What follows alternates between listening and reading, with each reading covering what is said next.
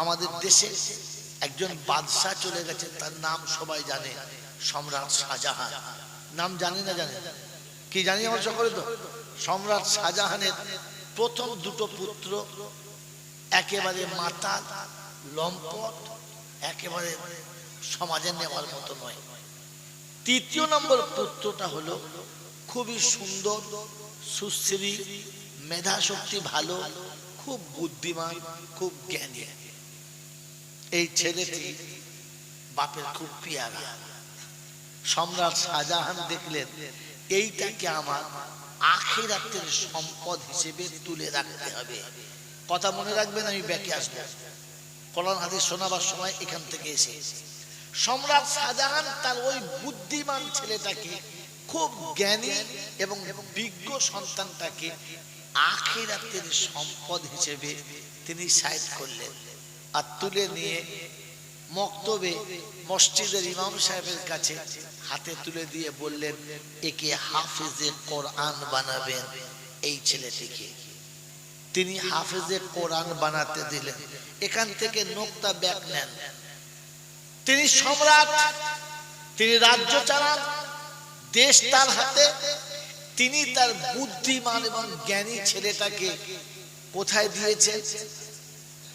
মাদ্রাসায়, আখিরাতের রাস্তায়, যেটা তার ভবিষ্যতের কাজে লাগবে। মেরে মোহতরম দোস্তর বুজুর্গ, আপনার আমার নমুনা। ভালো ছেলেটি, যার ছেলেটার বুদ্ধি ভালো, কোথায় পড়বে? ইংলিশ মিডিয়ামে। কোথায় পড়বে? মিশনে। কোথায় পড়বে? বড় বড় বড়, হ্যাঁ, এসব জায়গায় পড়বে। মাদ্রাসায় কোনটা যাবে? পাগলাটা, তোতলাটা, মানে ধাক্কা খাওয়া মাল, চোরটা, ছেঁচোরটা, যেটা লোকের গোটা দেশের আম বাগান, জাম বাগান, মানে কলা বাগান ধুনে দিয়ে চলে গেছে। কি করবি তোর হাফসাফাই দিয়া? শয়তানটা মাদ্রাসা দিয়া, হ্যাঁ না বলে? এ হলো ইমানদারের নমুনা আর ইমান না থাকার নমুনা। সম্রাট শাহজাহান বাচ্চাকে মাদ্রাসায় দিলেন, যেটা সব থেকে বুদ্ধি বেশি, সব থেকে মেধা ক্ষমতা বেশি, এবং যে ছেলেটি খুব ভদ্র। মাত্র 9 বছর বয়সে, 7 বছর বয়সে বাচ্চাটি হাফেজের কোরআন হয়ে গেছে। যেদিন শেষ সবক শুনিয়েছে, শেষ করে বাড়ি এসে আব্বাকে শোনাচ্ছেন, আসসালামু আলাইকুম, আসসালামু আলাইকুম ওয়া রাহমাতুল্লাহি ওয়া বারাকাতুহু। আব্বা, আজকে সবক শেষ করে চলে এসেছি, আমি পাক্কা মোকাম্মাল কোরআন হিফজ করে নিয়েছি।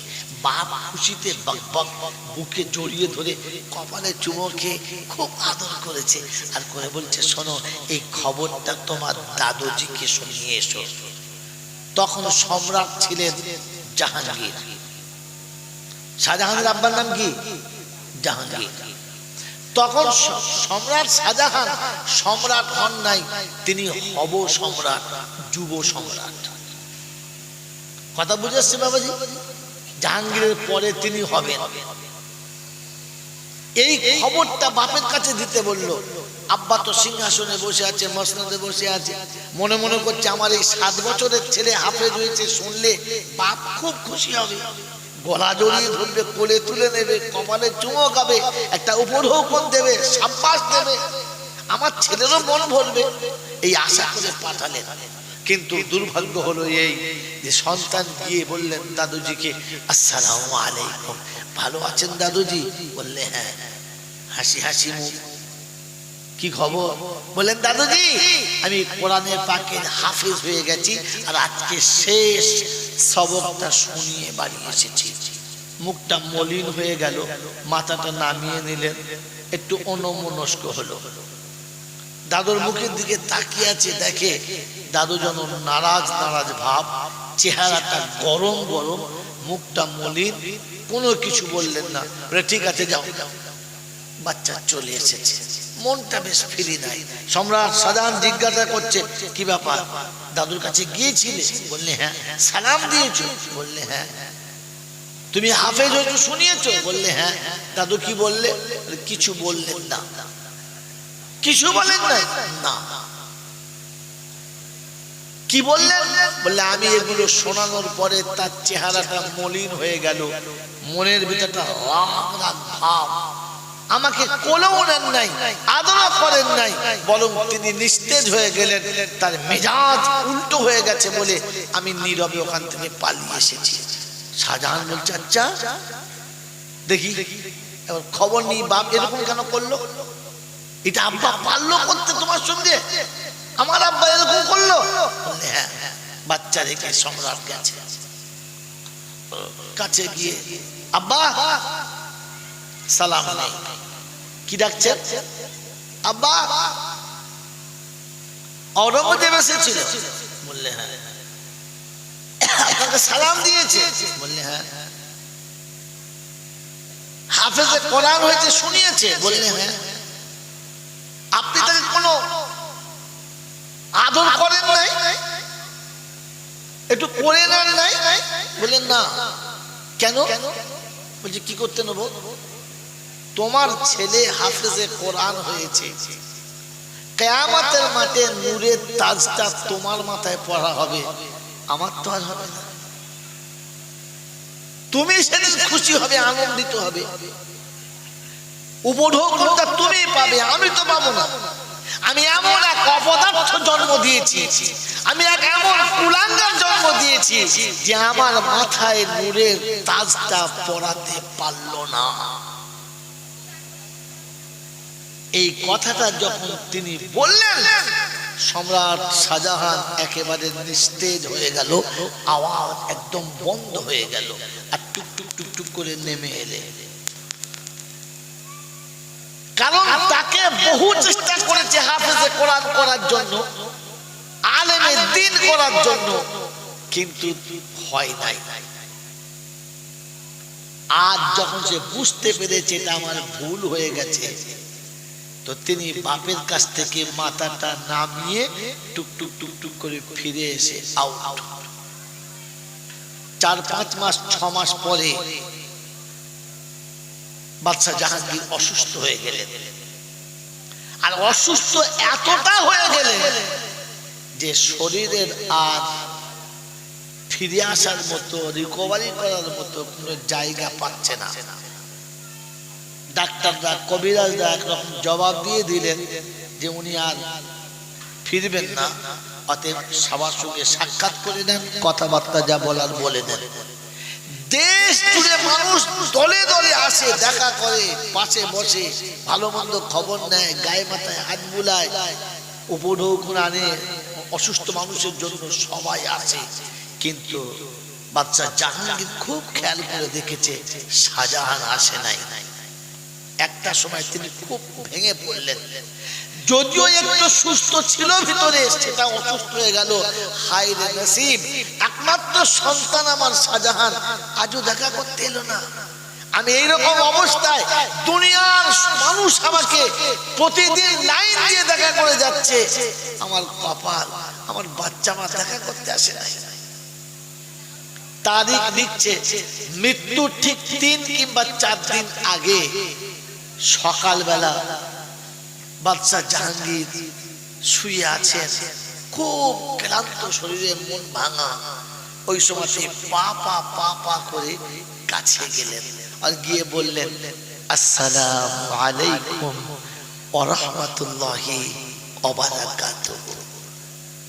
বাদশা জাহাঙ্গীর তাকে দেখলেন শাহজাহান, মুখটা ফিরিয়ে নিলেন, মলিন চেহারাতে মুখটা ফিরিয়ে নিলেন, আর ফিরিয়ে নিয়ে বললেন, এই সময় আর তোমার মুখটা দেখতে আমি চাই না।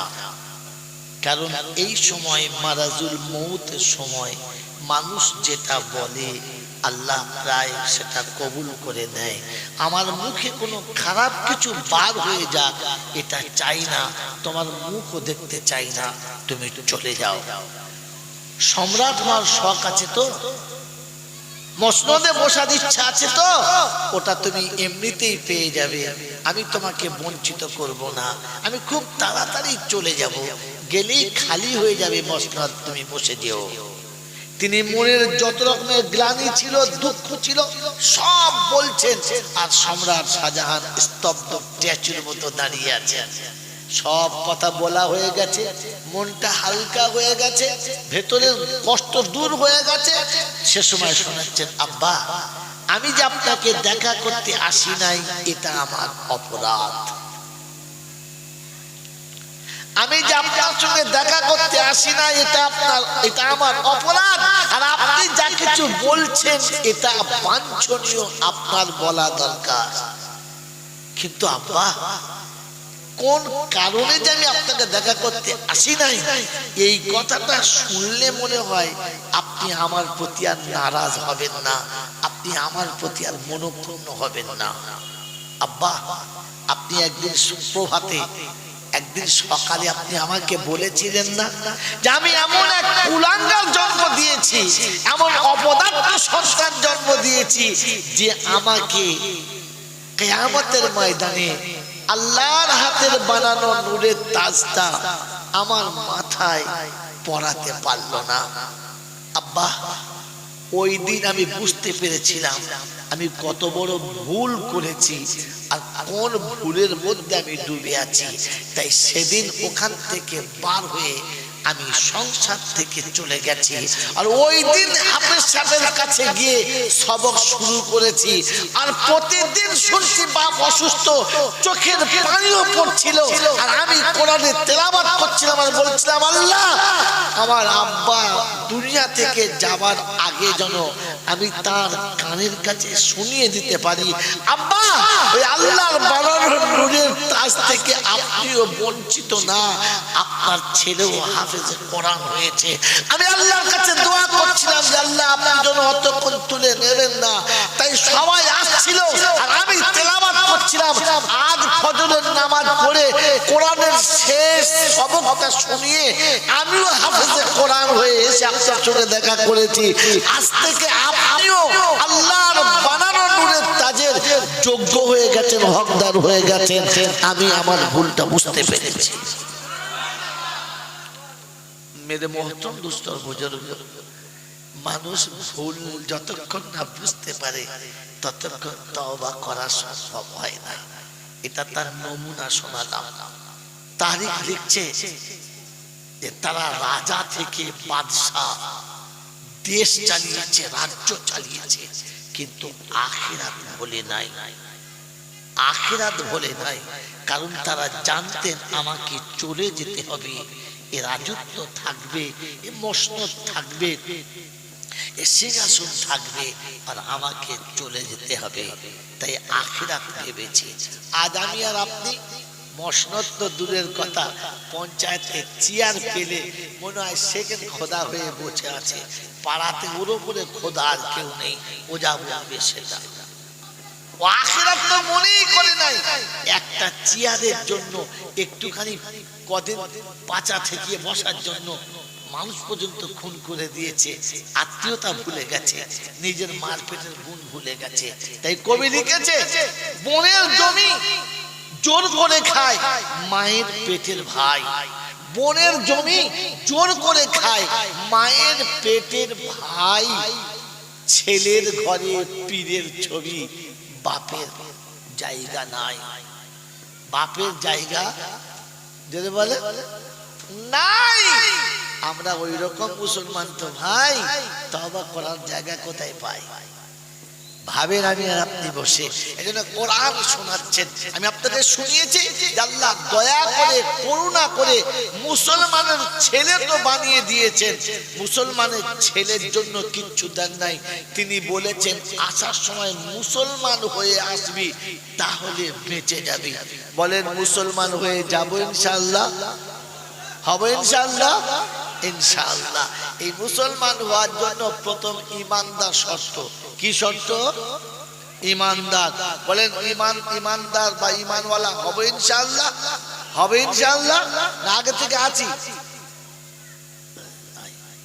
মানে আগে থেকে ঈমানওয়ালা নাই, এবার থেকে হবে ইনশাআল্লাহ? হবে ইনশাআল্লাহ? কতটা মাপকাঠি? ফাইন আমানু বিমিসলি মা আমানতুম বিহি ফাকাদ ইহতাদা। প্রথম পারার শেষ পৃষ্ঠারে রব্বে জুল জালাল শোনাচ্ছেন, ও বিশ্ববাসী শোনো, ফাইন আমানু বিমিসলি মা আমানতুম বিহি ফাকাদ ইহতাদা। যদি তোমরা ঈমানদার হতে চাও, আমার কাছে ঈমানের ফসল পেতে চাও, আমার রাসূলের কাছে ঈমানের ফসল পেতে চাও, ও মুসলমান তোমাকে শোনাচ্ছি, ফাইন আমানু বিমিসলি মা আমানতুম বিহি ফাকাদ ইহতাদা। তুমি যেদিন ঈমানদার হবে, আমাকে বিশ্বাস করে নেবে, আর কারোর উপরে বিশ্বাস রাখা যাবে না। আমাকে যেদিন ভালোবাসবে, কারো ভালোবাসা আমার থেকে বেশি হলে হবে না। আমার ইচ্ছা যখন তোমার ইচ্ছার উপরে জুড়ে যাবে, মান কানা লিল্লাহি কানা লাহু লাহু। তুমি যখন আমার হয়ে যাবে, আমি তখন তোমার হয়ে যাব। মুসলমানের ছেলে, ঈমান যদি আনতে হয়, আমার হাবিবের সাহাবাদের মতো ঈমান আনো। ওটা হলো হিদায়াতের মাপকাঠি। যেদিন কালমা পড়ে নিয়েছে, শাহাদাতুল কালমা পড়ে নিয়েছে, আর শুনিয়ে দিচ্ছে আশহাদু আল্লা ইলাহা ইল্লাল্লাহু ওয়া আশহাদু আন্না মুহাম্মাদান আবদুহু ওয়া রাসূলুহু। আল্লাহ নবী সাহাবীরা যেদিন ঈমানের কালেমা পড়ে নিয়েছে, মা কি বলেছে দেখে নাই, আব্বা কোন পথে আছে দেখে নাই, দুনিয়া কোন রাস্তায় যাচ্ছে দেখে নাই, পৃথিবীর স্রোত কোন দিকে বইছে দেখে নাই। মনে হয়েছে রব্বানা, তোমাকে রব বলে যখন স্বীকার করেছি, আর কোন জায়গাতে মাথা নামাবো না, আর কারো কাছে গিয়ে নিজের দুঃখের কথা বলবো না, আর কারো কাছে গিয়ে নিজের চোখের পানিটা ফেলবো না, কারো পাশে বসে, কারো সাথে থেকে আমি আল্লাহ তোমার সঙ্গে কাউকে শরীক করতে পারবো না। ফাইন আমানু বিমিসলি মা আমানতুম বিহি। ঈমান যদি আনতে হয়, ওদের মতো ঈমান নিয়ে এসো। গোটা পৃথিবী একদিকে চলে গেছে, কলেমাওয়ালা একদিকে চলে গেছে, হাসতে হাসতে সব ছেড়েছে, তবু কলেমা কোনোদিন ছাড়ে নাই, ঈমান কোনোদিন ছাড়ে নাই। মুসলমানের ছেলে, আল্লাহ তোমাকে পরীক্ষা নেব বলেছে, ওয়ালানাবলুওয়ান্নাকুম বিশাইইন মিনাল খাউফি ওয়াল জু'i ওয়া নাকসিম মিনাল আমওয়ালি ওয়াল আনফুসি ওয়াস সামারাত ওয়া বাশশিরিস সাবিরিন আল্লাযীনা ইযা আসাবাতুহুম মুসিবা ক্বালু ইন্না লিল্লাহি ওয়া ইন্না ইলাইহি রাজিউন। রব্বুল জালাল বলে, ঈমানদার, আমাকে বিশ্বাস করনে ওয়ালা, আমি তোমাকে পাঁচটা জায়গাতে পরীক্ষা নেব। কখনো অভাব দেব, অনাটন দেব, কখনো দুশমনের সামনে ফেলে পরীক্ষা নেব, কখনো ফসল ভরা বৃক্ষগুলো দুনিয়া থেকে তুলে নেব, একেবারে পাকা ফসলটা শেষ করে দেব। আমি আল্লাহ পাক শুনিয়ে দিয়েছি, কখনো জানের কষ্ট দেব, কখনো মালের কষ্ট দেব। সব ঘটনা যখন ঘটে যাবে, মুমিন কোনোদিন আফসোস করবে না, ও একটাই কথা বলবে, ইন্না লিল্লাহি ওয়া ইন্না ইলাইহি রাজিউন। আল্লাহ তোমার হাতে সব গড়া, তোমার ইচ্ছা ছাড়া কিছু হয় না। যেটা তুমি চেয়েছো সেটাই ঠিক, আমার চাওয়াটা ঠিক ছিল না। আমি যেটা ধারণা করেছি ওইটার মধ্যে নিশ্চয়ই কোনো ভুল ছিল, তুমি আমাকে ভুল থেকে বাঁচিয়ে নিয়েছো, সঠিক পথে দাঁড় করিয়ে দিয়েছো। আমার আল্লাহওয়ালা ভাইরা, জ্ঞানীজনরা, সুধী মানুষেরা, কালেমার এই বিশ্বাসের উপরে যখন দাঁড়িয়ে গেছে, আল্লাহ নবী মক্কা ছেড়ে মদিনায় চলে গেছে। গেছে। প্রভাতে খবর হলো রাসূল মদিনাতে চলে গেছে, মক্কাতে নাই। সাহাবারা সঙ্গে সঙ্গে ঠিক করেছে যেখানে রাসূল নাই ওইখানে আশিকে রাসূলের থাকার কোনো দরকার নাই। ঘুম থেকে উঠে গোসল করে জামা কাপড় পরে সেজে নিয়েছে। আদরের বিবিকে ডেকে বলেছে, বিবি রে, বাড়ি তোমাকে দিলাম, গাড়ি তোমাকে দিলাম, সম্পদ তোমাকে দিলাম, সব তোমার হাতে ছেড়ে দিলাম, আমি খালি হাতে আমার হাবিবের সঙ্গে দেখা করতে চললাম। সাহাবী যখন কথা শোনাচ্ছে, বিবি শোনাচ্ছে, স্বামী শব্দ বলে দিলে তুমি, এবার আমি শোনাচ্ছি, শুনে নাও। তুমি বললে কি? যেখানে নবী থাকে না আশিকে নবী সেখানে থাকে না, যেখানে রাসূল থাকে না আশিকে রাসূল থাকে না, যেখানে স্বামী থাকে না ওই জায়গাতে বিবি থাকতে পারে। পারে? জোরে বলেন, পারে? আমাদের বিবিরা কি দোয়া করছে, বাদ পড়া কেন মরে না? সুযোগ অনেকগুলো পেয়েছিলাম কাজে লাগাতে। এ পাড়ার মেয়েরা বলবে, আগে জানলে এ মৌলবীর খাবারে বিষ দিয়ে দিত। বাবাজিরা শোনার,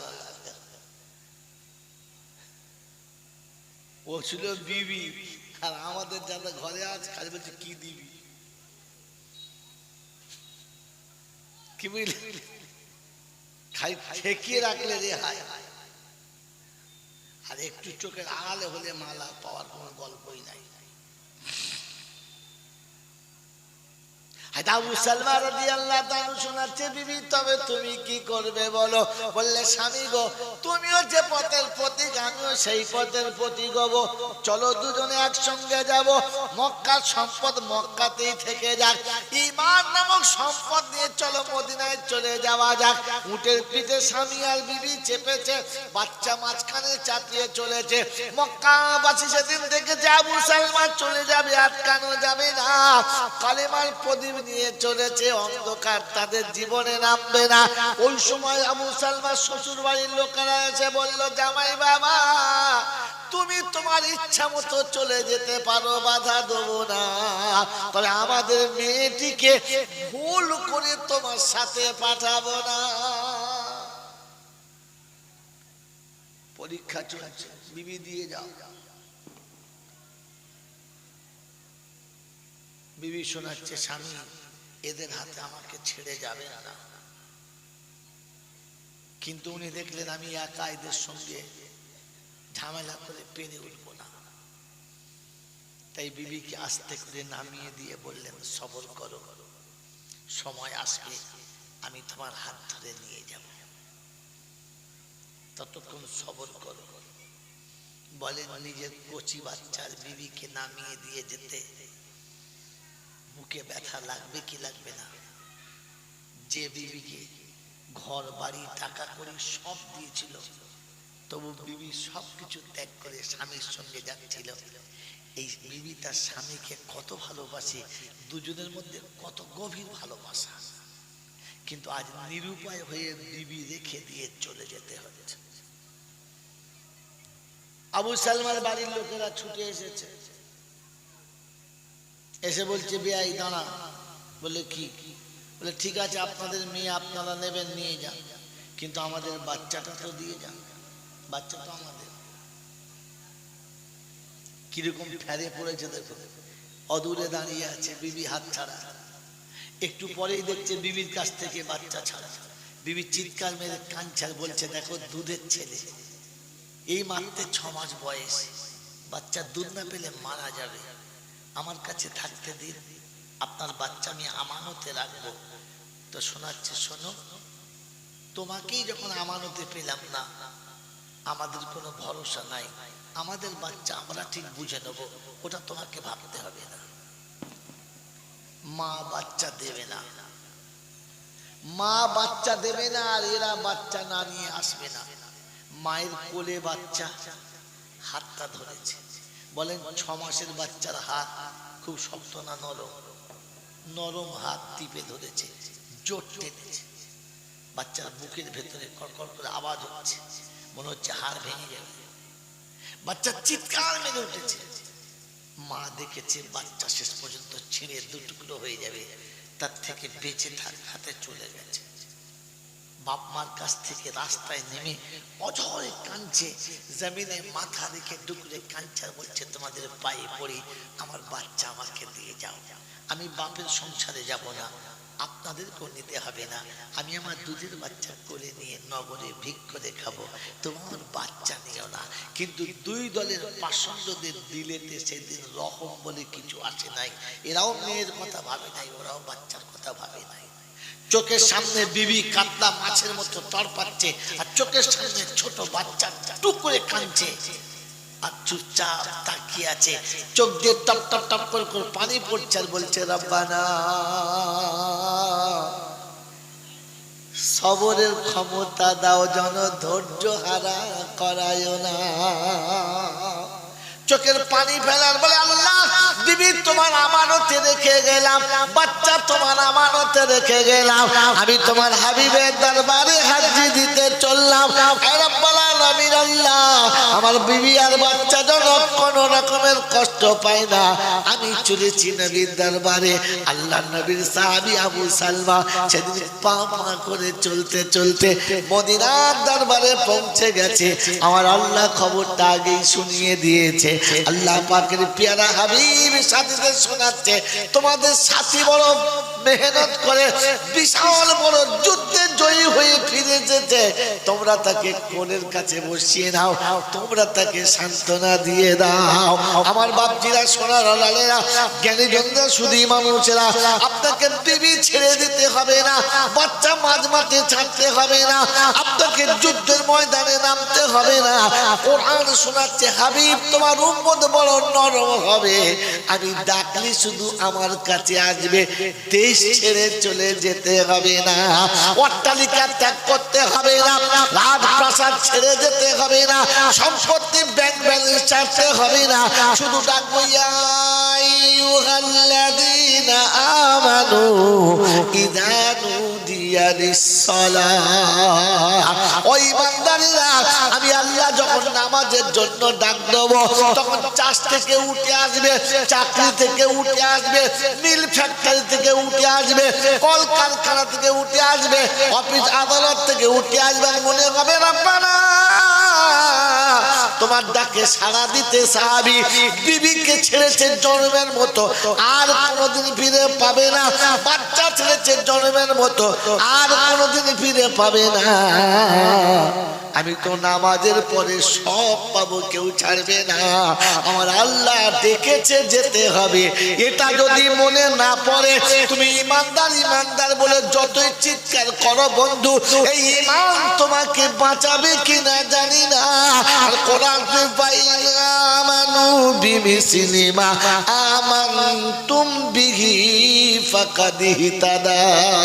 হিদায়াতের মজা যদি পেতে চাও, ঈমানের স্বাদ যদি পেতে চাও, আখিরাতের উপঢৌকন যদি পেতে চাও, আমার নবীর সাহাবীদের মতো ঈমান এনে দেখাও। বাবাজিরা সোনার আল্লাহ, আপনার আমার কি মনে হয় আল্লাহ ডেকেছে যেতে হবে? মনে হয় মসজিদে আজান হচ্ছে, আপনি ঘরে চুপচাপ বসে আছেন। আমাদের দেশে একজন বাদশাহ চলে গেছে, তার নাম সবাই জানে, সম্রাট শাহজাহান। নাম জানি না জানেন? কি জানি আমার সকলে তো। সম্রাট শাহজাহানের প্রথম দুটো পুত্র একেবারে মাতাল, লম্পট, একেবারে সমাজে নেওয়ার মতো নয়। তৃতীয় নম্বর পুত্রটা হলো খুবই সুন্দর, সুশ্রী, মেধা শক্তি ভালো, খুব বুদ্ধিমান, খুব জ্ঞানী। এই ছেলেটি বাপের খুব পেয়ারা। সম্রাট শাহজাহান দেখলেন এইটাকে আমার আখিরাতের সম্পদ হিসেবে তুলে রাখতে হবে। কথা মনে রাখবেন, আমি ব্যাকে আসবো। কোরআন হাদিস শোনাবার সময় এখান থেকে এসে সম্রাট শাহজাহান তার ওই বুদ্ধিমান ছেলেটাকে, খুব জ্ঞানী এবং বিজ্ঞ সন্তানটাকে আখিরাতের সম্পদ হিসেবে তিনি সাইড করলেন আর তুলে নিয়ে মক্তবে মসজিদের ইমাম সাহেবের কাছে হাতে তুলে দিয়ে বললেন, একে হাফেজে কোরআন বানাবেন এই ছেলেটিকে। তিনি হাফেজে কোরআন বানাতে দিলেন। এখান থেকে নোকতা ব্যাক নেন। তিনি সম্রাট, তিনি রাজ্য চালান, দেশ তার হাতে। তিনি তার বুদ্ধিমান এবং জ্ঞানী ছেলেটাকে কোথায় দিয়েছেন? মাদ্রাসায়, আখিরাতের রাস্তায়, যেটা তার ভবিষ্যতের কাজে লাগবে। মেরে মোহতম দোস্তর বুজুর্গ, আপনার আমার নমুনা ভালো ছেলেটি, যার ছেলেটার বুদ্ধি ভালো, কোথায় পড়বে? ইংলিশ মিডিয়ামে। কোথায় পড়বে? মিশনে। কোথায় পড়বে? বড় বড় বড় এসব জায়গায় পড়বে। মাদ্রাসায় কোনটা যাবে? পাগলাটা, তোতলাটা, মানে ধাক্কা খাওয়া মাল, চোরটা, ছেঁচোরটা, যেটা লোকের গোটা দেশের আম বাগান, জাম বাগান, মানে কলা বাগান ধুনে দিয়ে চলে গেছে। কি করবি তোর হাফ সবাই দিয়া? শয়তানটা মাদ্রাসা দিয়া। হ্যাঁ না বলে? এ হলো ইমানদারের নমুনা আর ইমান না থাকার নমুনা। সম্রাট শাহজাহান বাচ্চাকে মাদ্রাসায় দিলেন, যেটা সব থেকে বুদ্ধি বেশি, সব থেকে মেধা ক্ষমতা বেশি, এবং যে ছেলেটি খুব ভদ্র। মাত্র 9 বছর বয়সে, 7 বছর বয়সে বাচ্চাটি হাফেজে কোরআন হয়ে গেছে। যেদিন শেষ সবক শুনিয়েছে, শেষ করে বাড়ি এসে আব্বাকে শোনাচ্ছেন, আসসালামু আলাইকুম, আসসালামু আলাইকুম ওয়া রাহমাতুল্লাহি ওয়া বারাকাতুহু। আব্বা, আজকে সবক শেষ করে চলে এসেছি, আমি পাক্কা মোকাম্মাল কোরআন হিফজ করে নিয়েছি। বাপ খুশিতে বকবক, বুকে জড়িয়ে ধরে কপালে চুমো খেয়ে খুব আদর করেছে, আর করে বলছে, শোনো, এই খবরটা তোমার দাদুজিকে শুনিয়ে এসো। তখন সম্রাট ছিলেন জাহাঙ্গীর। শাহজাহানের আব্বার নাম কি? জাহাঙ্গীর। তখন সম্রাট শাহজাহান সম্রাট হন নাই, তিনি হব সম্রাট, যুব সম্রাট। কথা বুঝে আসছে বাবাজি? জাহাঙ্গীরের পরে তিনি হবেন। এই খবরটা বাপের কাছে দিতে বলল। আব্বা তো সিংহাসনে বসে আছে, মসনদে বসে আছে, মনে মনে করছে আমার এই 7 বছরের ছেলে হাফেজ হয়েছে, শুনলে বাপ খুব খুশি হবে, গলা জড়িয়ে ধরবে, কোলে তুলে নেবে, কপালে চুমো খাবে, একটা উপঢৌকন দেবে, সাব্বাস দেবে, আমার ছেলেরও মন ভরবে, এই আশা করে পাঠালেন।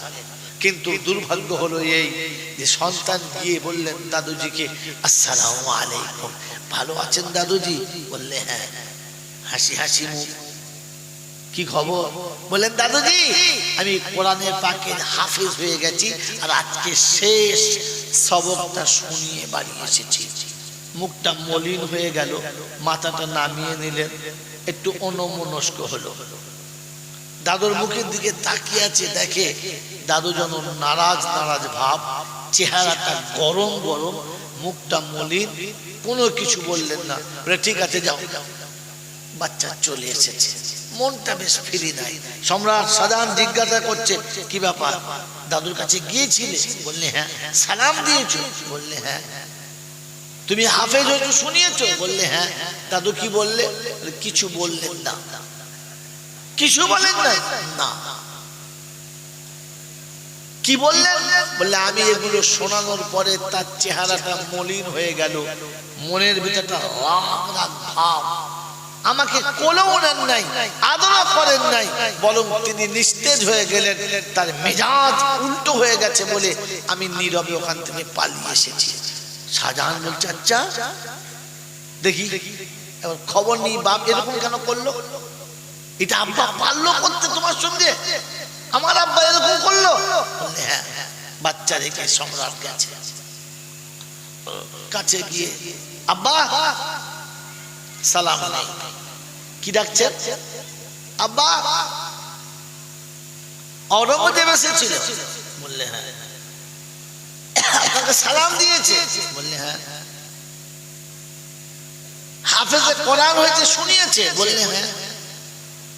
আপনি তাকে কোনো আদর করেন নাই, একটু করে নেন নাই? বললেন না। কেন? বলছি কি করতে নেব? তোমার ছেলে হাফেজে কোরআন হয়েছে, কিয়ামতের মাঠে নূরের তাজটা তোমার মাথায় পড়া হবে, আমার তো আর হবে না। তুমি সেদিন খুশি হবে, আনন্দিত হবে, উপঢৌকনটা তুমি পাবে, আমি তো পাবো না। আমি এমন এক অপদার্থ জন্ম দিয়েছি, আমি এক এমন কুলাঙ্গার জন্ম দিয়েছি যে আমার মাথায় নূরের তাজটা পড়াতে পারলো না। এই কথাটা যখন তিনি বললেন, সম্রাট শাহজাহান একেবারে নিস্তেজ হয়ে গেল, আওয়াজ একদম বন্ধ হয়ে গেল, আর টুক টুক টুক টুক করে নেমে এলে। কারণ তাকে বহু চেষ্টা করেছে হাফেজে কোরআন করার জন্য, আলেমে দ্বীন করার জন্য, কিন্তু হয় নাই। আজ যখন সে বুঝতে পেরেছে এটা আমার ভুল হয়ে গেছে, তো তিনি বাপের কাছ থেকে মাথাটা নামিয়ে টুক টুক টুক টুক করে ফিরে এসে আউট। 4-5 মাস 6 মাস পরে বাদশা জাহাঙ্গীর অসুস্থ হয়ে গেলেন। আর অসুস্থ এতটা হয়ে গেলেন যে শরীরের আর ফিরে আসার মতো, রিকভারি করার মতো কোনো জায়গা পাচ্ছে না। ডাক্তাররা, কবিরাজরা একরকম জবাব দিয়ে দিলেন যে উনি আর ফিরবেন না, অতএব সবার সঙ্গে সাক্ষাৎ করে নেন, কথাবার্তা যা বলার বলে নেন। দেশ জুড়ে মানুষ দলে দলে আসে, দেখা করে, পাশে বসে ভালো মন্দ খবর নেয়, গায়ে মাথায় হাত বুলায়, উপঢৌকন আনে অসুস্থ মানুষের জন্য, সবাই আসে। কিন্তু বাদশা জাহাঙ্গীর খুব খেয়াল করে দেখেছে শাহজাহান আসে নাই। একটা সময় তিনি খুব ভেঙে পড়লেন, যদিও একটু সুস্থ ছিল ভিতরে, সেটা অসুস্থ হয়ে গেল। হায় রে নসিব, একমাত্র সন্তান আমার শাহজাহান আজও দেখা করতে এলো না। আমি এইরকম অবস্থায়, দুনিয়ার মানুষ আমাকে প্রতিদিন লাইন দিয়ে দেখা করে যাচ্ছে, আমার কপাল, আমার বাচ্চা মা দেখা করতে আসে নাই। তারিখ লিখছে, মৃত্যুর ঠিক 3 কিংবা 4 দিন আগে সকালবেলা বাদশা জাহাঙ্গীর শুয়ে আছেন, খুব ক্লান্ত শরীরে, মন ভাঙা। ওই সময় পা পা পা পা করে কাছে গেলেন আর গিয়ে বললেন, আসসালামু আলাইকুম ওয়া রাহমাতুল্লাহি ওয়া বারাকাতুহু।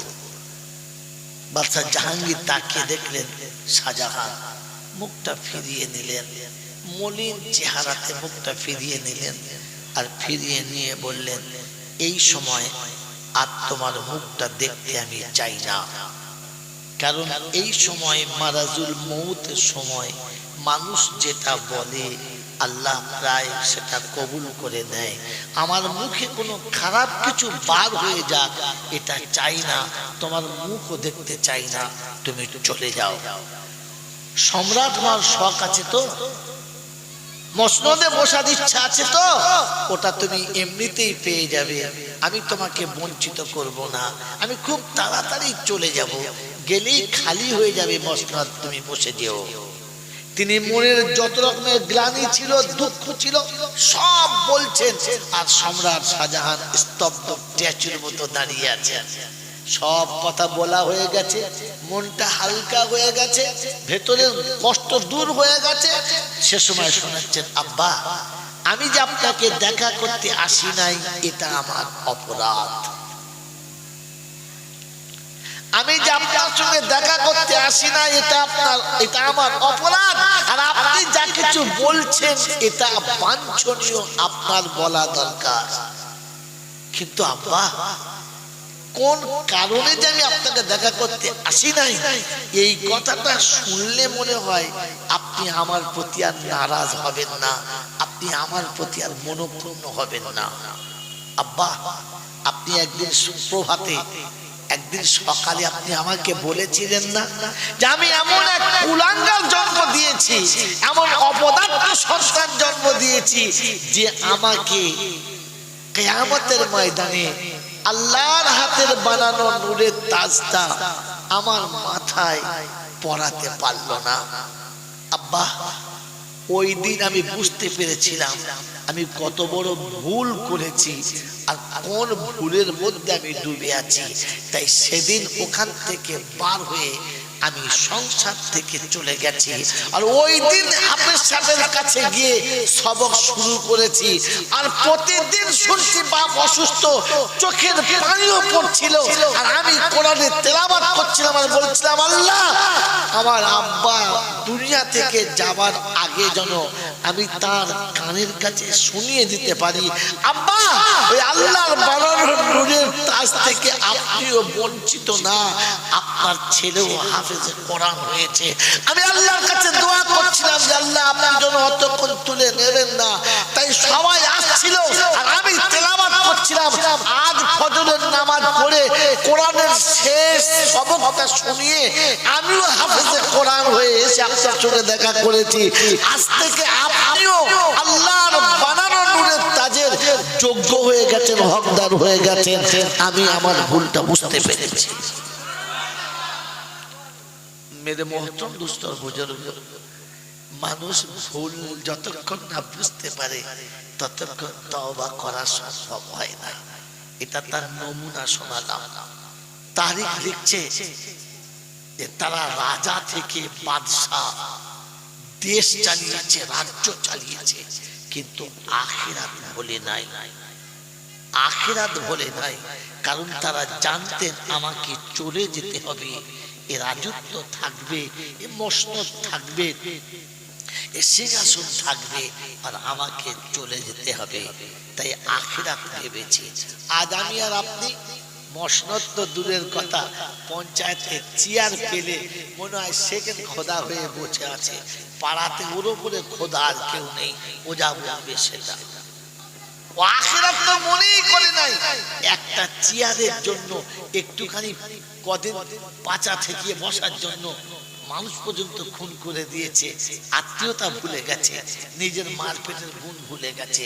তাই কবি লিখেছে বোনের জমি জোর করে খায় মায়ের পেটের ভাই। বোনের জমি জোর করে খায় মায়ের পেটের ভাই। ছেলের ঘরে পীরের ছবি, বাপের জায়গা নাই। বাপের জায়গা যদি বলে নাই। আমরা ওই রকম মুসলমান তো ভাই, তওবা করার জায়গা কোথায় পাই? ভাবেন আমি আর আপনি বসে এজন্য কোরআন শোনাচ্ছেন। আমি আপনাদের শুনিয়েছি যে আল্লাহ দয়া করে করুণা করে মুসলমানের ছেলে তো বানিয়ে দিয়েছেন, মুসলমানের ছেলের জন্য কিচ্ছু দেন নাই। তিনি বলেছেন আসার সময় মুসলমান হয়ে আসবি, তাহলে বেঁচে যাবি। বলেন মুসলমান হয়ে যাব ইনশাআল্লাহ, হবে ইনশাআল্লাহ, ইনশাআল্লাহ। এই মুসলমান হওয়ার জন্য প্রথম ঈমানদার শর্ত। কি শর্ত? ঈমানদার। বলেন ঈমানদার বা ঈমানওয়ালা হবে ইনশাআল্লাহ, হবে ইনশাআল্লাহ। না আগে থেকে আছি? মানে আগে থেকে ঈমানওয়ালা নাই, এবার থেকে হবে ইনশাআল্লাহ, হবে ইনশাআল্লাহ। কতটা মাপ কাটি? ফাইন আমানু বিমিসলি মা আমানতুম বিহি ফাকাদ ইহতাদা। প্রথম পারার শেষ পৃষ্ঠারে রব্বে জুল জালাল শোনাচ্ছেন, ও বিশ্ববাসী শোনো, ফাইন আমানু বিমিসলি মা আমানতুম বিহি ফাকাদ ইহতাদা। যদি তোমরা ঈমানদার হতে চাও, আমার কাছে ঈমানের ফসল পেতে চাও, আমার রাসূলের কাছে ঈমানের ফসল পেতে চাও, ও মুসলমান তোমাকে শোনাচ্ছি, ফাইন আমানু বিমিসলি মা আমানতুম বিহি ফাকাদ ইহতাদা। তুমি যেদিন ঈমানদার হবে, আমাকে বিশ্বাস করে নেবে, আর কারোর উপরে বিশ্বাস রাখা যাবে না। আমাকে যেদিন ভালোবাসবে, কারো ভালোবাসা আমার থেকে বেশি হলে হবে না। আমার ইচ্ছা যখন তোমার ইচ্ছার উপরে জুড়ে যাবে, মান কানা লিল্লাহি কানা লাহু লাহু, তুমি যখন আমার হয়ে যাবে, আমি তখন তোমার হয়ে যাব। মুসলমানের ছেলে, ঈমান যদি আনতে হয় আমার হাবিবের সাহাবাদের মতো ঈমান আনো। ওটা হলো হিদায়াতের মাপকাঠি।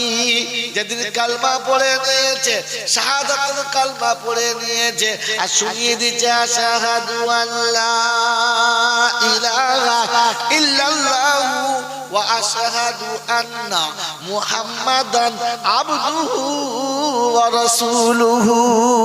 আল্লাহ নবী সাহাবীরা যেদিন ঈমানের কালেমা পড়ে নিয়েছে, মা কি বলেছে দেখে নাই, আব্বা কোন পথে আছে দেখে নাই, দুনিয়া কোন রাস্তায় যাচ্ছে দেখে নাই, পৃথিবীর স্রোত কোন দিকে বইছে দেখে নাই। মনে হয়েছে রব্বানা, তোমাকে রব বলে যখন স্বীকার করেছি, আর কোন জায়গাতে মাথা নামাবো না, আর কারো কাছে গিয়ে নিজের দুঃখের কথা বলবো না, আর কারো কাছে গিয়ে নিজের চোখের পানিটা ফেলবো না, কারো পাশে বসে কারো সাথে থেকে আমি আল্লাহ তোমার সঙ্গে কাউকে শরীক করতে পারবো না। ফাইন আমানু বিমিসলি মা আমানতুম বিহি, ঈমান যদি আনতে হয় ওদের মতো ঈমান নিয়ে এসো। গোটা পৃথিবী একদিকে চলে গেছে, কলেমাওয়ালা একদিকে চলে গেছে, হাসতে হাসতে সব ছেড়েছে, তবু কলেমা কোনোদিন ছাড়ে নাই, ঈমান কোনোদিন ছাড়ে নাই।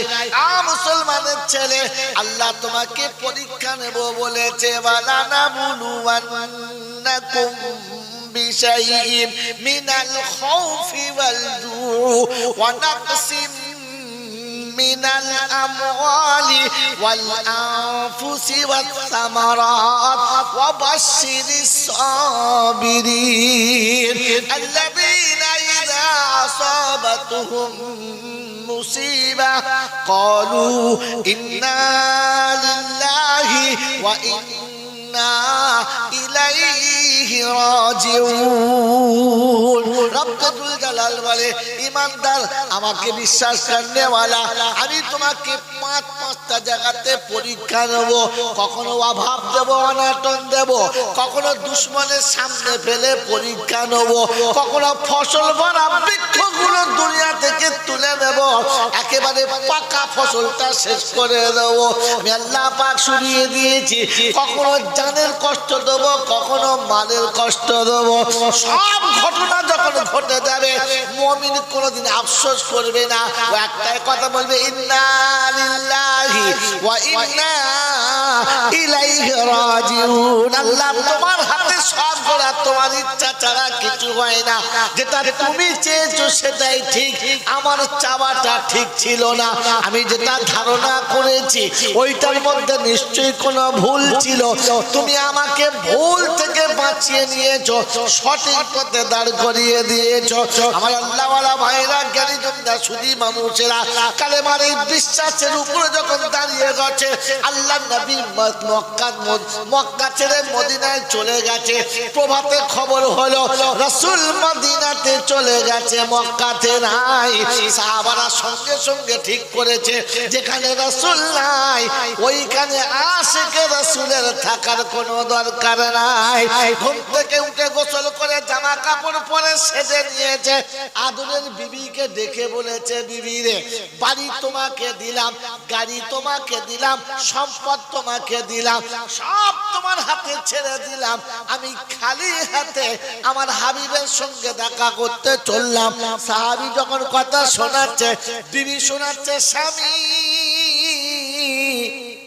শব্দ বলে দিলে তুমি, এবার আমি শোনাচ্ছি, শুনে নাও। তুমি বললে কি, যেখানে নবী থাকে না আশিকে নবী সেখানে থাকে না, যেখানে রাসূল থাকে না সেখানে রাসূল থাকে না, যেখানে স্বামী থাকে না ওই জায়গাতে বিবি থাকতে পারে। পারে? জোরে বলেন, পারে? আমাদের বিবিরা কি দোয়া করছে, বাঁচবো না কেন, মরে না। সুযোগ অনেকগুলো পেয়েছিলাম কাজে লাগাতে।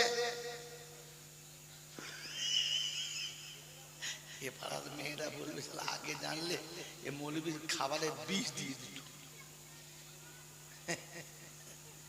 বাবাজিরা শোনার, ও ছিল বিবি, আর আমাদের যারা ঘরে আছে কাজ বলছে কি দিবি, কি বুঝলি, খাই ঠেকিয়ে রাখলে রে হায়। আর একটু চোখের আড়ালে হলে মালা পাওয়ার কোনো গল্পই নাই। আবু সালমা রাদিয়াল্লাহু তাআলা শোনাচ্ছে, বিবি তবে তুমি কি করবে বলো?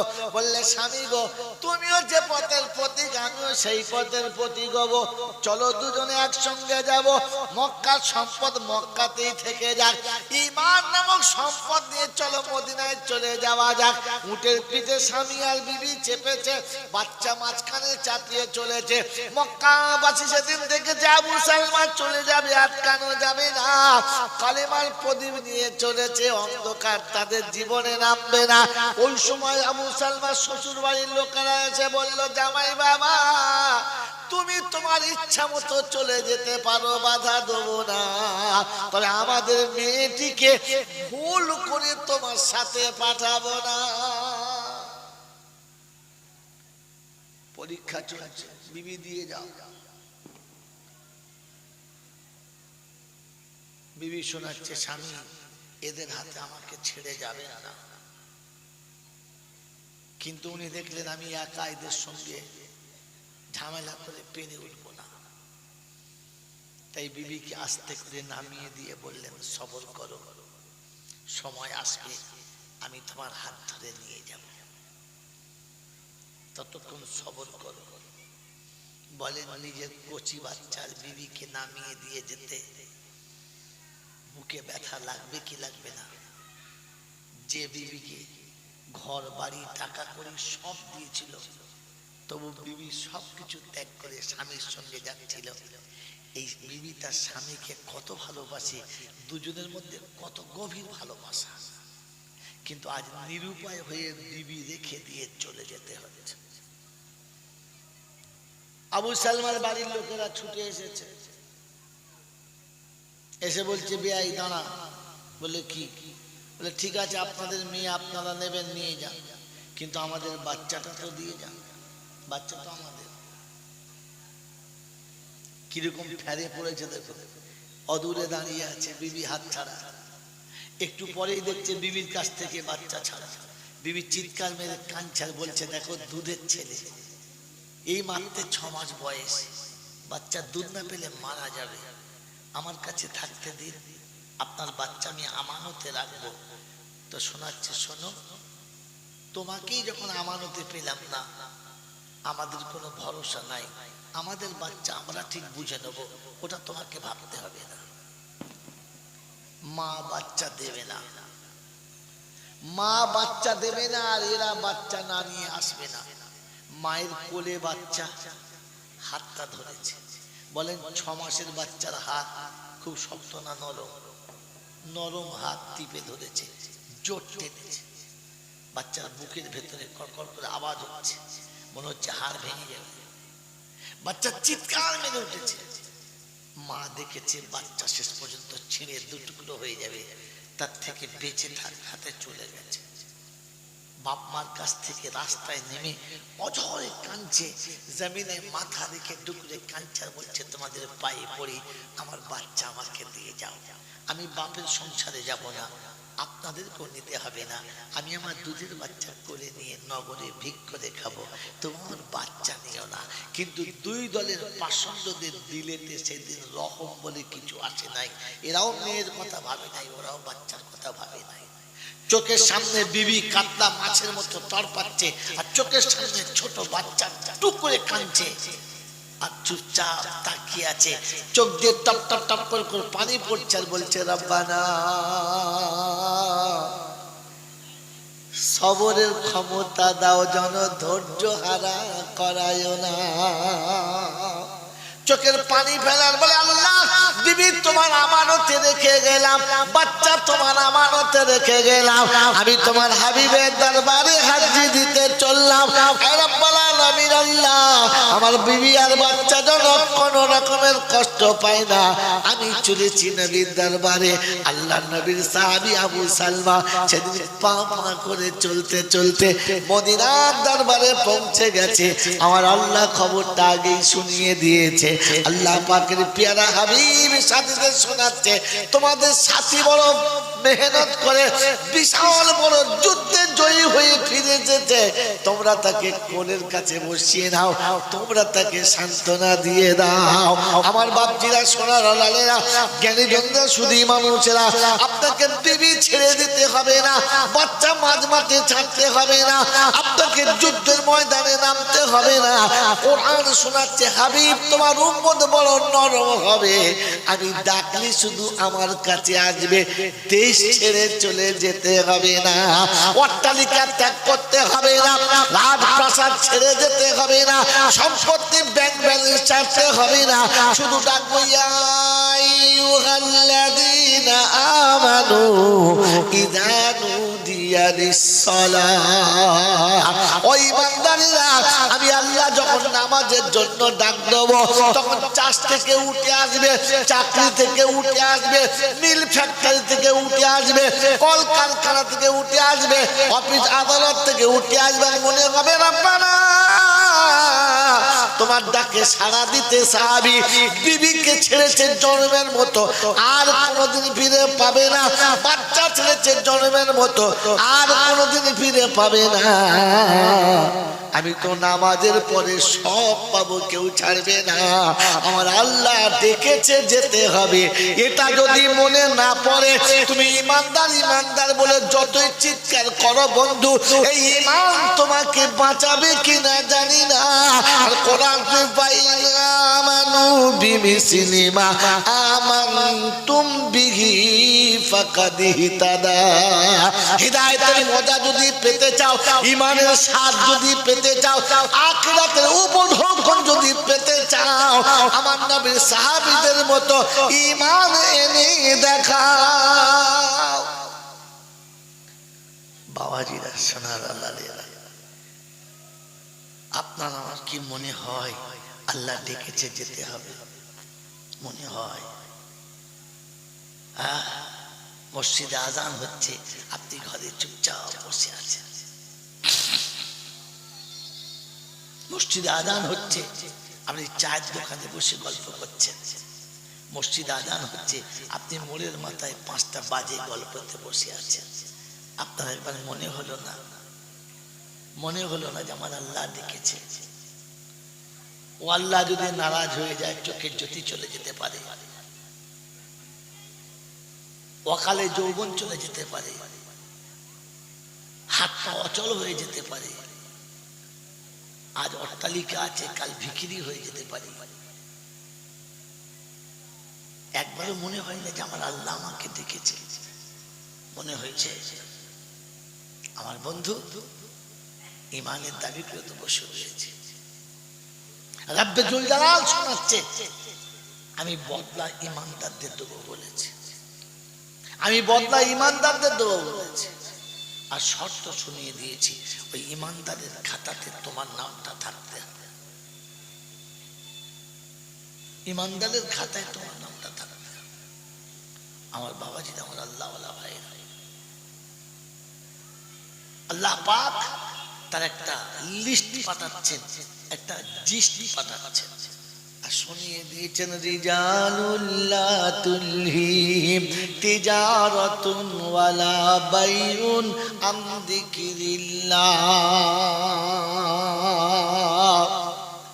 আমি তাদের পরীক্ষা নিয়েছি, তাদের সামনে যখন পরীক্ষা এসেছে, লা তুলহিম তিজারাতুন ওয়ালা বাইউন আন যিকরিল্লাহ ওয়া ইকামিস সালাতি ওয়া ইতাইজ যাকাহ ওয়া ইয়াখাফুনা ইয়াওমান তাতাকাল্লাবু ফীহিল কুলুবু ওয়াল আবসার লিয়াজজিয়াহুমুল্লাহু আহসান আহসানা মা আমিলু ওয়া ইয়াজিদাহুম মিন ফাদলিহি আল্লাহু ইয়ারযুকু মান ইয়াশাউ বিগাইরি হিসাব। রব্বুল জালাল শোনাচ্ছে, শুনে রাখো, আমি যাদের পরীক্ষা নিয়েছি আমার নবী সাহাবীদের, দজলা নদীর কোলেতে, ফোরাতের কোলেতে পরীক্ষা নিয়েছি। আল্লাহ পাক শুনিয়ে দিয়েছেন, রিজালুল্লাহ তুলগিহিম তিজারাতুন ওয়ালা বাইউন আন যিকিরিল্লাহ। আল্লাহর পেয়ারা বান্দাদের সামনে পৃথিবীর কোন লোভ আর লালসা আমার জিকির থেকে তাকে সরাতে পারবে না, আমার স্মরণ তাকে ভোলাতে পারে না। কোনো ব্যবসা পারবে না, কোনো বাণিজ্য পারবে না, কোনো লোভনীয় বস্তু পারবে না। আমি আল্লাহ শুনিয়ে দিয়েছি, ওয়া ইকামিস সালাতি ওয়া ইতাইজ যাকাত। মক্কম দুটো কাজ হলো, এক নম্বর নামাজের সময় যখন হবে তাকে ধরে রাখা যাবে না, এটা ঈমানদারের নমুনা। আযানের পরে নামাজের টাইমে নামাজের সঙ্গে যাদের সম্পর্ক থাকে না, ওই ঈমানদার ঈমানদার বলে যতই চিল্লাচিল্লি করুক না কেন, ঈমানদারের খাতায় এখন উঠেছে কিনা জানি না।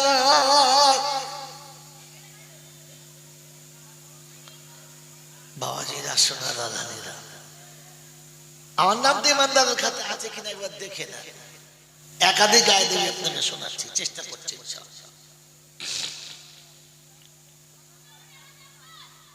পানি ফানি কেস দাও না মেরে মহতরম দোস্তর বুজুর্গ আল্লাহ ওয়ালা ভাই। আর দ্বিতীয় হলো ইতাই যাকাত। আর যতটুকু আল্লাহ মাল দিয়েছে সেই মালের যাকাত দিতে তারা কখনো কুণ্ঠিত হয় না। কি দিয়ে যারা এখানে বসে আছি ভেবে দেখি না, যাকাত দিই মনে হচ্ছে। রমজান মাসে ফকির সাহেবকে 2 টাকা, মৌলভী সাহেবকে 5 টাকা, পাশের বাড়ির লোককে 3 টাকা, এদিক ওদিক 4 টাকা দিয়ে বললে বাস হয়ে গেছে, আর নাই 5 জাকাত শেষ। ওকে জিজ্ঞাসা করো, ও হিসাব করেছে কোনোদিন কত টাকা জাকাত হয়েছে? সুদের টাকা হিসাব করে নেয়, আর জাকাতের টাকা বেহিসাব দেয়। হ্যাঁ না বলেন, ভেবে বলেন। সুদের টাকা হিসাব করে করে নেয়, এত টাকা নিয়েছো, এত মাস হয়েছে, অতএব এতটা লাগবে। আর যাকাতের টাকা 2-4 টাকা দিলেই হবে, দিস শয়তান বলছে আমি তো তোকে এটাই চাইছি। এই যে কোরআন শুনিয়ে দিয়েছে, আল্লাহ রহমত যদি নিতে চাও তাহলে নামাজ টাইমে আদায় করো, মালের যাকাত হিসাব করে দাও। আর শুধু দেওয়া নয়, সাথে একটা জিনিস আল্লাহ পাক ওয়া ইয়াখাফুনা ইয়াওমান তাতাকাল্লামু ফীহিল কুলুব ওয়াল আবসার। যখন দেবে আল্লাহর ভয়ে ভয়ে দেবে, এই মনে করে আল্লাহ গো আমি তো দিচ্ছি বটে, হচ্ছে কিনা জানি না। চোখ মুখ ছলছল করবে, আলেম ওলামাদের হাতে, ফকির মিসকিন হাতে পয়সা দেবে, আর করুণ স্বরে দেবে, ভাই একটু হিসাব করে দিস, ভাই দোয়া করিস আমাদের জন্য, আল্লাহ যেন আমাদের বাঁচিয়ে দেয়। কি দিয়ে ভয়ে ভয়ে করুণ স্বরে দিয়েছেন না গরম ভরে দিয়েছেন? এই না 50 টাকা নেন মহাশয়, একটু বাড়িয়ে দিলে হয় না? এই আপনাদের সব খারাপ, যা দিই তাতে খুশি না। হ্যাঁ, মৌলবীদের এমন কথা বলবে মনে হবে যেন মৌলবীরা রাস্তার কাজ করলে মার। বাবাজিরা, সোনারা, লালিরা, আপনার তো উচিত ছিল করুণ স্বরে দেওয়া।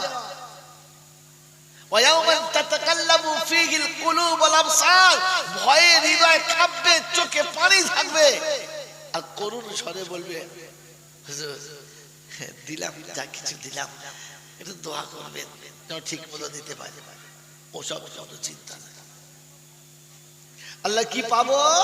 তো কোরআন শুনিয়ে দিয়েছে, আল্লাহু ইয়ারযুকু মান ইয়াশাউ বিগাইরি হিসাব। সময় নামাজ যখন পড়ে নিবি, মালের যাকাত যখন দিয়ে দিবি, হিসাব করে দিবি, পেট চোখের পানি ফেলবি, আমি আল্লাহ বেহিসাব রুজির ব্যবস্থা করে দেব। আমার বাবাজিরা, আমার সোনার চাঁদ বন্ধুরা, আলেমের কাছে জিজ্ঞাসা করো, ও আনাই ধানাই করতে যেও না, উজু সুজো বুজু করতে যেও না। আলেমদেরকে জিজ্ঞাসা করো, আলেম হও, কোরআন পড়ার চেষ্টা করো। আল্লাহ পাক শুনিয়ে দিয়েছেন হিসাব আমার কাছে হবে, তাই খুতবাতে শুনিয়ে দিচ্ছি, যালিকাল ইয়াউমুল হাক্কু ফামান শাআ আত্তাখাযা ইলা রাব্বিহি মাআবা। ওই কিয়ামতের দিন অবশ্যই হবে, ওটা মোটি মিস্টেক যাবে না। যদি তুমি বাঁচতে চাও, তোমার রবের কাছে ঠিকানা বানিয়ে নাও। মুসলমানের ছেলে, কিয়ামতের ময়দানে বাঁচার ইচ্ছা আছে? জোরে বলেন, বাঁচার ইচ্ছা আছে? হ্যাঁ না না বলেন। কার কার আছে হাত তোলেন। বাবাজি হাত তোলেন। এবার আপনাকে শুনিয়ে দিচ্ছি, ওই বাঁচার জন্য জায়গা একটাই বাকি, একটা জায়গা, পৃথিবীর কোন জায়গা থাকবে না। কোরআন শুনিয়ে দিচ্ছি, কুল্লু মান আলাইহা ফান ওয়া ইয়াবকা ওয়াজহু রাব্বিকা যুল জালালি ওয়াল ইকরাম। বিশ্বের যা কিছু আছে সব সেদিন ধ্বংস হবে। আর কোরআন ধ্বংসের নমুনাটা বলছে, তোমাকে শুনতে হবে।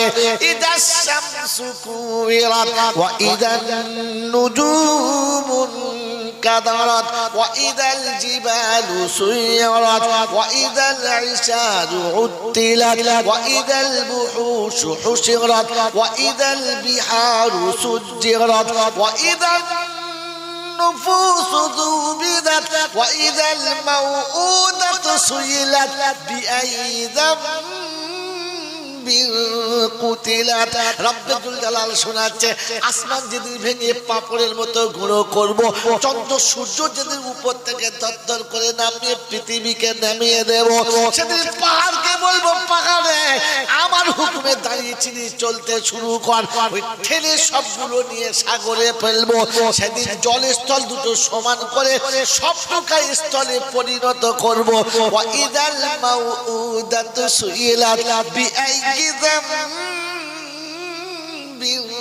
কুতিলাত। ওই ছোট্ট ছোট্ট শিশু যাদেরকে শেষ করে দিয়েছ, অকালে যাদের পৃথিবী আসা বন্ধ করেছ, ওরা সেদিন বাপের জামার কলার ধরে জিজ্ঞাসা করবে, কেন কতল করেছিলে, কোন কারণে দুনিয়াতে আমাদের যেতে দিলে না বলো। বাবাজিরা, সোনার আল্লাহ, সেদিন পৃথিবীর একদম সব শেষ। ويبقى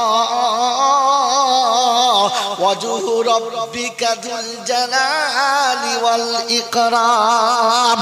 কবি লিখেছে, বাস আল্লাহ বাকি আর মিন কুল্লি ফানি, না বাহরে দরিয়া না রাওয়া জওয়ানি।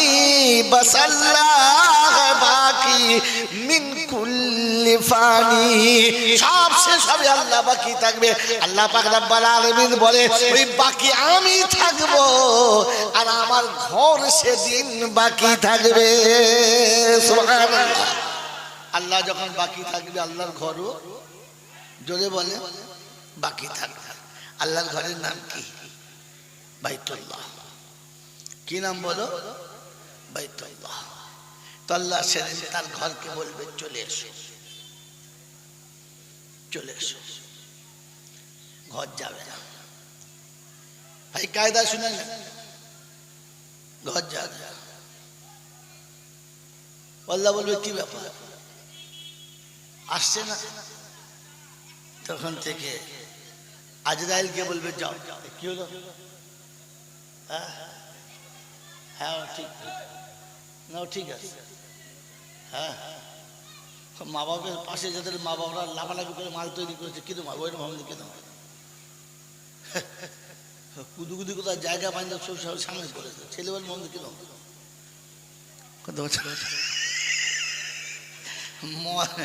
মদের হাড়িতে ডিম সিদ্ধ করলেও, ডিম হোক আর যাই হোক, খাওয়ার সময় গন্ধ কিরকম লাগবে? গোলাপ পানির মতো না মধু মতো?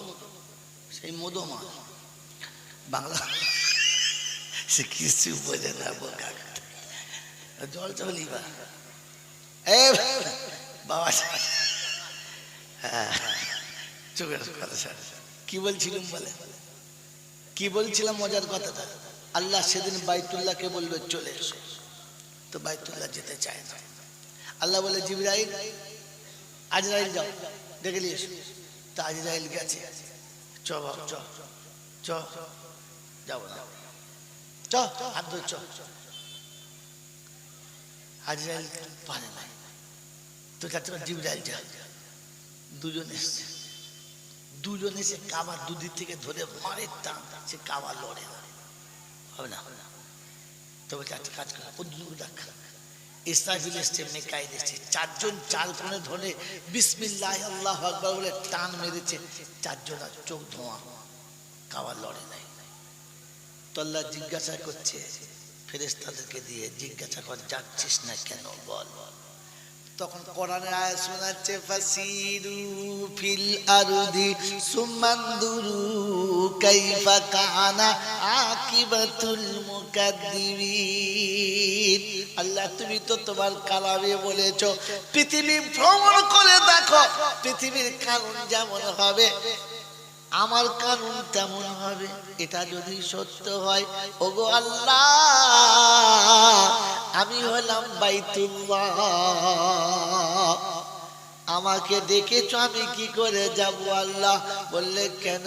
বলে পৃথিবীর কোন বাপ যদি জামাই বাড়ি এসে মেয়ের হাত ধরে বলে চল আমার বাড়িতে চল, আর কারোর লাগবে না, যাবে মেয়ে? যাবে? জোরে বলো, যাবে না। বলে বাপ কাকে চাইছে? বললো তোকে, তোর ভাইয়ের বিয়ে তোকে নিতে এসেছে, তবে তুই চ আমার সঙ্গে, আর কাউকে নেবো না।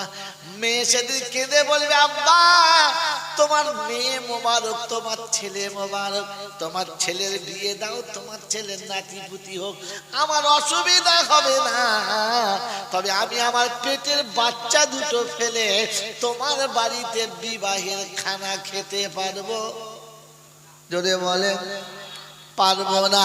তুমি রাজভোগ করো, রাজপ্রাসাদে বসে খাবা বাবা, তোমার খাবারে সালাম করি, আমার সাদা ভাত খেয়ে আমার বাচ্চাদের ডানার তলায় দিয়ে খাবো।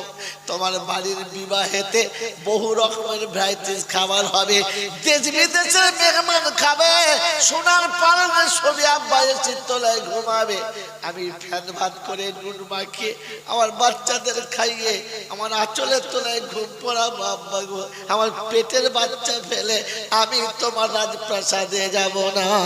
এটা দুনিয়ার যদি কানুন হয় রাব্বানা,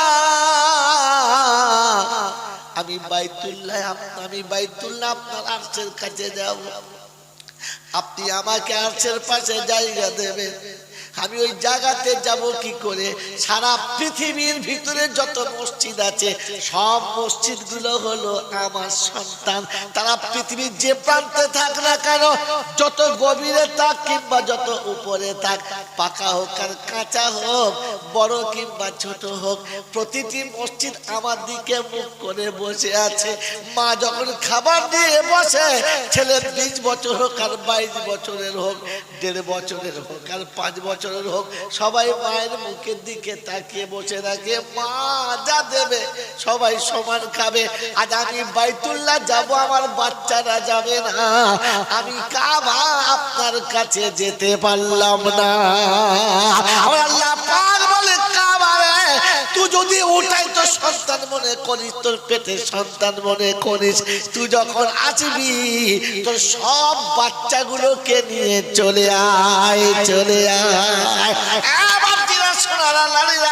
সব মসজিদ গুলোকে ডাক আসবে, আমার দিকে মুখ করে যারা সারা জীবন দাঁড়িয়েছিলে, আমি কাবা চলেছি, বাইতুল্লাহ চলেছি, তোমরাও আমার সঙ্গে চলে এসো, কেউ বাকি থাকবে না। সেদিন পৃথিবীর প্রতিটি মসজিদ কাঁদবার বলবে, মা তুমি যাও তোমার বাপের বাড়ি, আমি যাব না।